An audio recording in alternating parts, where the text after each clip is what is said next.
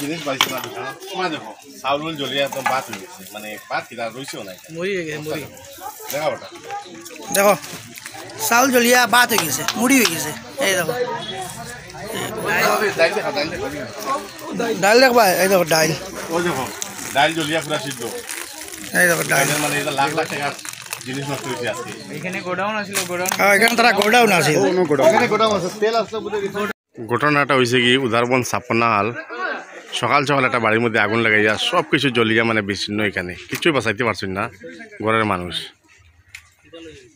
ডাইলুল কিছু বাঁচছে না চাউল জ্বলিয়া একদম ওই দেখো এটা স্কুলে বই আসলো নি কটেজের ভিতরে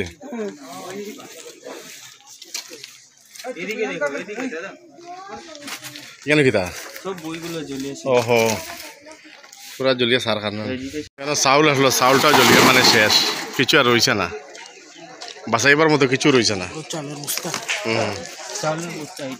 কোনো জিনিস রয়েছে না মানে জ্বলিয়া সার খার একদম ঘরের ভিতরে তোর পালং টালং সব জ্বলি গেছে এই টিনগুলো তারা বাইর করে রাখছে মানে এখানে জ্বলার পরে আর এত ভয়ঙ্কর আগুন লাগছে সকাল সকাল 5টার সময় ঘুম থেকে উঠে দেখুন যে তারা এরকম ব্যাপার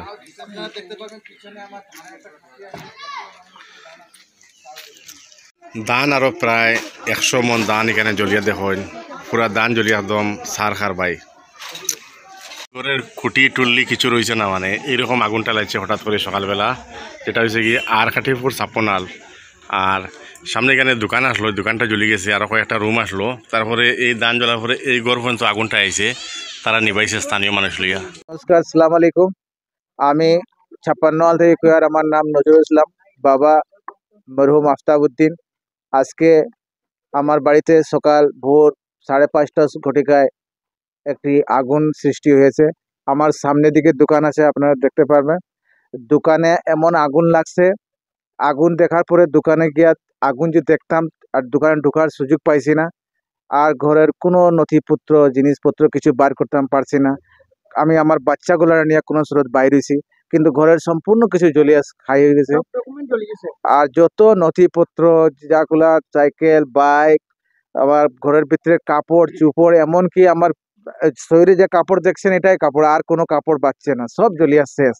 তারপরে মানে ভোর সকালে ভোর সকালে 5:30টার সময় আগুনের আওয়াজ পাইছি। আমার বাইরে থেকে মানুষ আমরা কয় যে বাইরে আগুন লাগছে আগুন লাগছে, একটা শব্দ আওয়াজ পাইছি। উপরে আমার দোকানে প্রচুর জিনিস আসিল, প্রায় ডাল চাল চিনি, দোকানে ভুসিমালের দোকান, আমাদের ভুসিমালের দোকানে প্রচুর জিনিস ফাটাফাটি বক্স আওয়াজ করে। তখন মানুষে কই, আমি মনে করি কিছু বোম ফাটার নাকি মানুষ। পরে বাইরে থেকে মানুষ কর যে না তোমরা দোকানে আগুন লাগছে আগুন লাগছে। আগুন এইভাবে মানে বাড়ছে আর আগুন কন্ট্রোল দেবার আমার ক্ষমতা হয়েছে না। আমি ও দেখো জ্বলি গেছি, একটু এখানে জ্বলি গেছি বাইর করতে, আমার বাচ্চা কাচ্চার ইয়ে করতে বাইর করতে। তারপরে আমার গ্রামের মানুষের অনেক দুর্বাদ, ওনারা মানে দৌড়িয়ে আইছে। ও দেখুন কুয়া আছে এখানে, ও কুয়ার জল থাকি এটা নিবানি হয়েছে। নাইলে আপনারা এইদিকে দেখুন, এটা পুরা লাইন আছে, এই লাইন পুরা জ্বলি গেল না। ফায়ার ব্রিগেডটা আগুন জ্বলা 2 ঘন্টা পরে আইছে, যখন আগুন আমরা গ্রামের মানুষ শেষ হওয়ার পরে আইছে। আপনারা আগুন নিবানি পরে আগুন নেবাই গেছে, এরপরে সে আইছে পাঠাইছি মানুষ দিয়া পাঠাইছি থানাতে, তারা ঘুম ভাঙছে। তারা ফোন উঠে না, ফোন করতে করতে তারা আমরা মানুষ থানাত গেছে গিয়া। থানাত যাওয়ার পরে তারা কইছে যে এরকম এরকম ব্যাপার হয়েছে। তারা গলত ইনফরমেশন দিলাইছে, তারা কাশীপুর পাঠাই দিছে। হ্যাঁ, কাশীপুর পাঠাই দিছে, কই আমরা আইতে দেরি হয়, রাস্তা চিনছে না।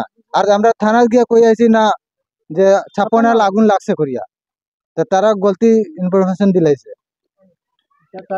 আমরা মানে কিচ্ছু বাচ্চে না, সব সম্পূর্ণ জড়িয়ে। আমরা 3 ভাই এক লগে থাকি। হ্যাঁ, 3 ভাই পরিবার আমরা বউ আছে, তার সোনা গয়না সব জ্বলে গেছে, টাকা পয়সা দোকানের ক্যাশ পয়সা। আমরা দোকানে আমরা এই আমরা হামসা একটা আছে মসজিদ, এই মসজিদের টাকা আজকে আমরা দাদু আমল থেকে মানে আমরা বিধায়ক স্যার মানে আমরা প্রতিনিধিগুলা 3 জনের পাঠাইছেন। তাই অতি সত্তর মানে গুয়াহাটি যাইতে লাগছে, তার ফ্লাইটের টিকেটের সময় হয়ে গেছে, আইয়া তান আইতে পারছেন না। কিন্তু মানুষ 3 জন পাঠাইছেন যে গিয়া তোমরা দেখিয়াও, আর কিছু টাকাও সাহায্য করছেন আমরা। আর্থিক অবস্থা যে মানে তোমরা খাইয়া পয়সা কাপড় চোপড় কিনিয়া খানি দানি খাইয়া তোমার বাচ্চাকে ইয়ে করো।